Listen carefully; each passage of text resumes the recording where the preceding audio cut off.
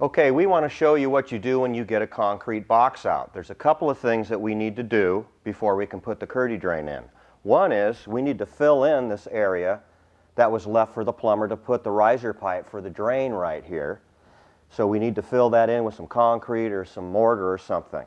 But in order to do that, we need to leave a little space around the pipe. So we have this coupler that's just going to work nicely so that when we fill this, we leave this spot around here so we have room for the drain to go down into that area. So that works out pretty good. The other thing we need to do is to determine a height so we can cut this riser pipe off. So we could use a couple of different things. If we're going to use the foam tray, of course this is going to help us set our height of our drain, and we can take a measurement off of that. If we're not going to use the tray and say we're going to use a mortar bed, you have the shims that come in the drain box, and this can determine the minimum height of a standard sand and cement mortar that you could use here, so we could use this as a height too. Or you could go thicker with your mortar bed, or you could go thinner with thin set. There you go. So any of those things will do. All right.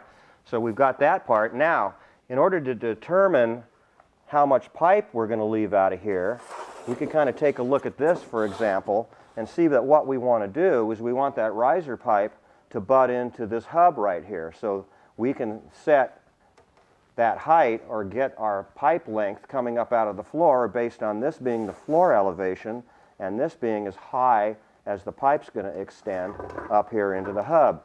And this will help us. We could use any straight edge to go across here, and then we can set our measurement that way. Good? Good.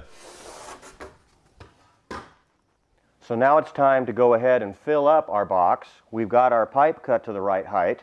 So first thing we want to do is we're going to use that coupler and set it around there to keep that space open again for this housing here. We'll use a level or any kind of straight edge to make certain it's not any higher than the slab. And it's centered, and now we're ready to go. So we'll just fill it up. We're going to use a standard sand and cement mix. You could use a ready mix type of product, more like a fence post concrete or something like that if you wanted to. So this is all there is to this step, is to fill this up.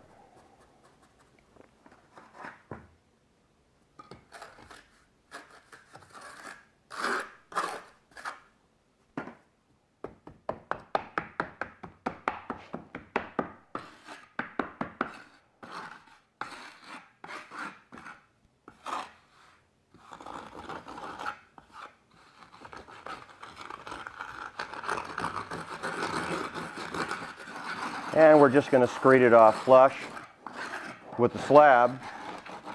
So now we've got it all filled up, and we'll have plenty of support for our KERDI-DRAIN.